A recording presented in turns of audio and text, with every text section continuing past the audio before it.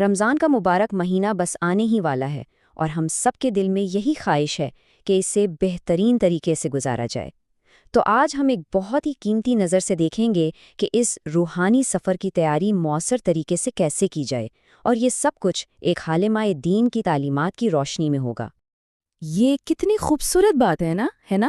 جیسے موسم بہار میں ہر چیز میں نئی جان آ جاتی ہے، ہر طرف ہریالی اور تازگی ہوتی ہے، بالکل ویسے ہی رمضان ہماری روح کے لیے موسم بہار ہے۔ یہ وہ وقت ہے جب نیکیوں کے پھول کھلتے ہیں اور ہماری روح کو پھلنے پھولنے کا ایک سنہری موقع ملتا ہے۔ تو ہمارا آج کا سفر کچھ یوں ہوگا۔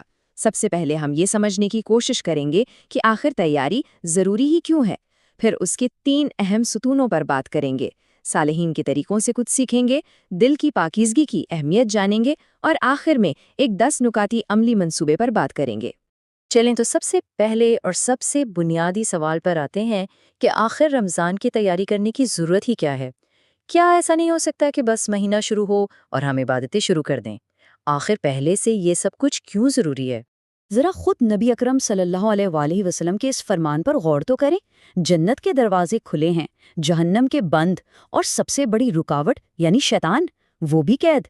یہ اللہ کی طرف سے ایک خاص اعلان ہے کہ ماحول بالکل سازگار بنا دیا گیا ہے، نیکی کرنا آسان اور گناہ سے بچنا بھی آسان۔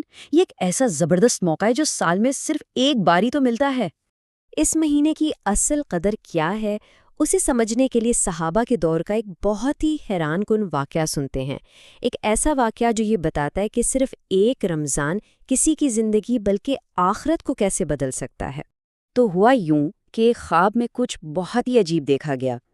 وہ دوست جو شہید نہیں ہوا تھا، اسے جنت میں اپنے شہید ساتھیوں سے بھی اونچے مقام پر دیکھا گیا۔ اب یہ بات تو حیران کرنے والی تھی، کیسا کیسے ہو سکتا ہے؟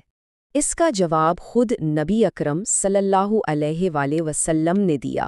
آپ نے فرمایا کہ اس دوست کو جو ایک اضافی رمضان کی زندگی ملی، اس میں کی گئی عبادتوں نے اسے شہادت کے رتبے سے بھی آگے پہنچا دیا۔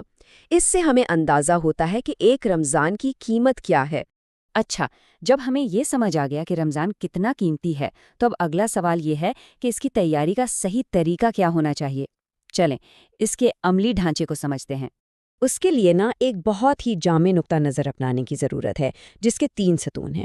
سب سے پہلے روحانی تیاری، جو کہ اصل بنیاد ہے، پھر ہے جسمانی تیاری تاکہ ہمارا جسم عبادت کا بوجھ اٹھا سکے، اور تیسری ہے مادی تیاری تاکہ ہم دنیاوی کاموں کو ایسے منظم کر لیں کہ عبادت میں خلل نہ پڑے۔ اب سوال یہ ہے کہ اس تیاری کا بہترین نمونہ کیا ہو سکتا ہے۔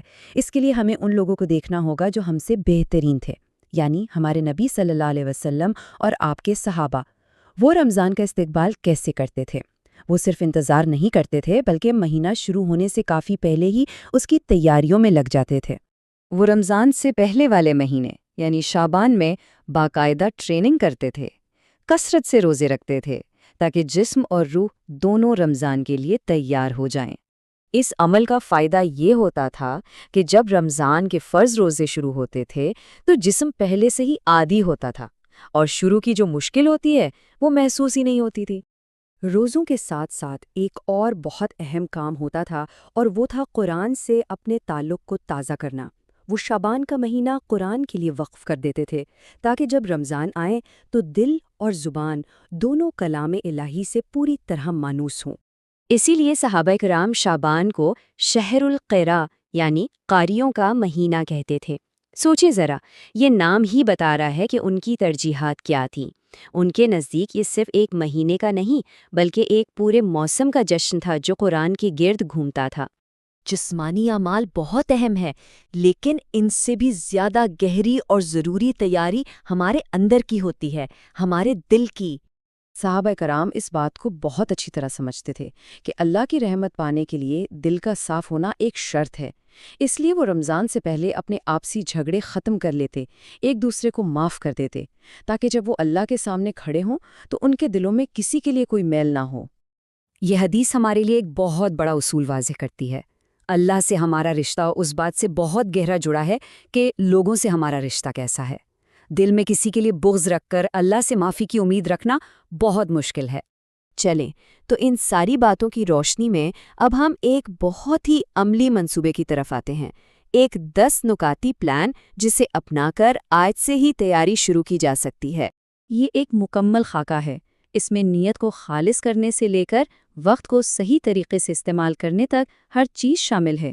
مستقل صدقہ، اور یاد رکھیں ایک مسکراہٹ بھی صدقہ ہے، پھر صبح شام کے اذکار، اور سب سے اہم اس روحانی سفر میں پورے خاندان کو ساتھ لے کر چلنا، یہ سب مل کر ہمیں ایک بہت ہی بامعنی رمضان گزارنے میں مدد دے سکتے ہیں۔